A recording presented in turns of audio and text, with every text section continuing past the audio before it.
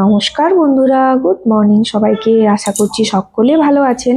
আমার নতুন একটি ব্লগে আপনাদের সকলকে স্বাগত জানাই।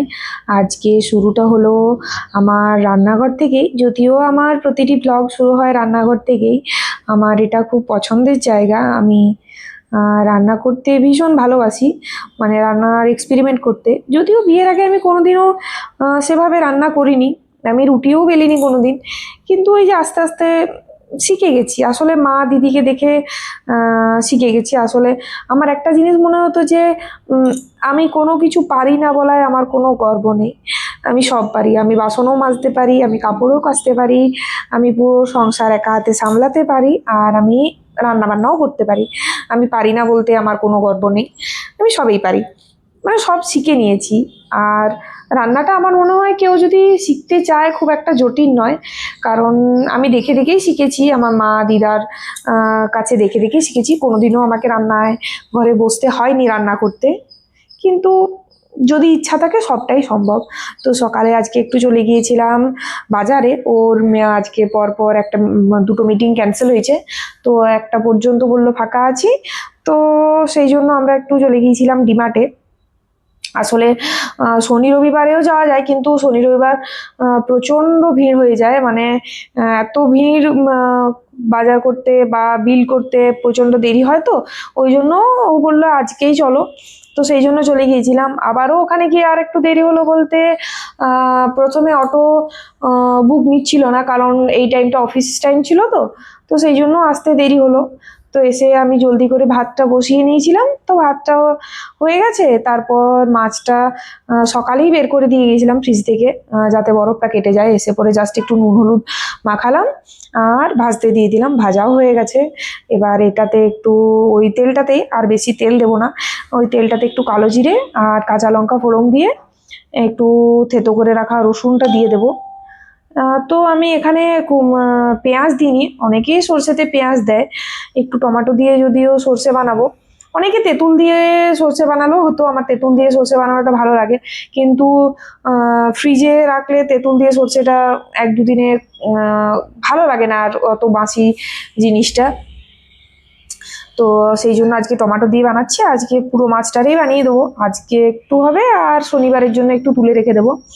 এখানে টমেটোটা ভাজা হয়ে গেছে। এবার একটা বাটিতে একটু সর্ষে গুঁড়ো, একটু হলুদ গুঁড়ো, জিরে গুঁড়ো, ধনে গুঁড়ো, লঙ্কা গুঁড়ো গুলিয়ে রেখেছিলাম, সেটাই দিয়ে দিলাম। এটা এবার কষতে থাক। বাইরে খুব সুন্দর রোদ উঠেছে, তো কিছু জিনিস রোদে দেওয়ার আছে, তো সেই জন্য রোদে দিতে গিয়েছিলাম। তো রোদে দেওয়া হয়ে গেছে। আর তা করতে করতে বাড়ি ঘরগুলো একটু পরিষ্কার করে নিচ্ছিলাম, আর ঘরটা একটু মুছতে হবে।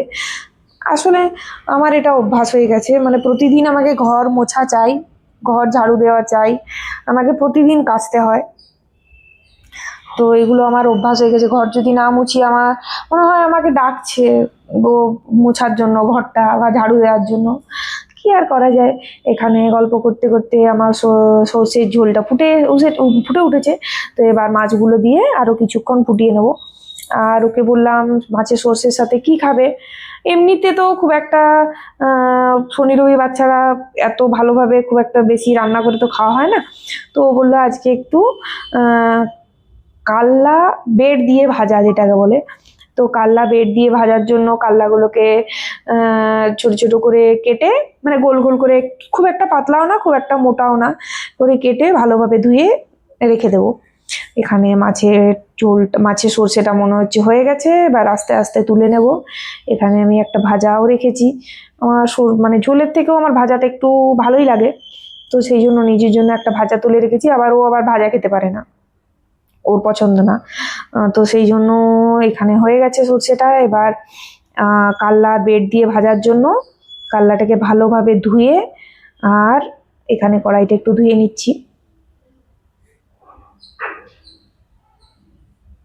আজকে উল্টো রথও বটে, মাকে ফোন করেছিলাম, তো মা বললো এখানে আমি কড়াইটা ধুয়ে নিয়েছি। তারপর একটা বাটিতে একটু গুঁড়ি, মানে চালের গুঁড়িটি শেষ হয়ে গেছে মনে হচ্ছে, তো সেই জন্য একটু কম হচ্ছিল, সেই জন্য একটু বেসন, একটু জোয়ান, একটু কালো জিরে, তার সাথে রোজকার গুঁড়ো মশলা, জিরে গুঁড়ো, ধনে গুঁড়ো, লঙ্কা গুঁড়ো, আর সামান্য পরিমাণে তেল দিয়ে এটাকে একটু জল দিয়ে ভালোভাবে গুলে নেব।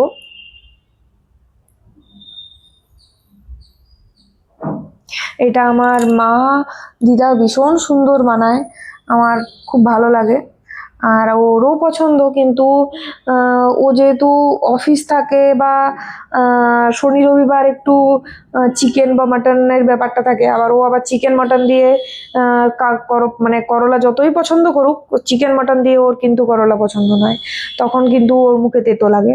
আবার অন্য দিন করলে এটা ওর ফেভারিট। তো সেই জন্য আজকে বানাচ্ছি। মাছের সাথে খুব একটা প্রবলেম হয় না, কিন্তু চিকেন মাটনের সাথে ও বাকি কোনো জিনিস খাবে না, আর যাই করি ও খাবে না। তো সেই জন্য আমি আর বানাতে যাই না। আর অফিস লাঞ্চে দেবো তখন ওই করলা ভাজার যে মুচমুচে ভাবটা সেটা চলে যায়, তো সেই জন্য দেওয়া হয় না।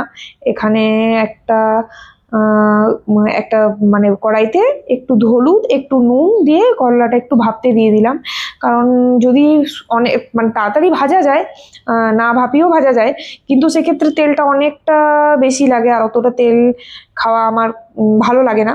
তো সেই জন্য বেশি তেল না দিয়ে এখানে আমি করলাটা একটু ভাপিয়ে নিয়ে জলটা গালিয়ে নিয়েছি। এবার করলাটাকে ওই গুঁড়ির মধ্যে যে মাখনটার মধ্যে ডুবিয়ে হালকা হালকা করে একটা একটা আস্তে আস্তে তুলে নিয়ে আমি কড়াইতে ছেড়ে দিচ্ছি। কড়াইতেও আমি খুব একটা তেল দিইনি, আমার মনে হয় ভাজা হয়ে যাবে এতে।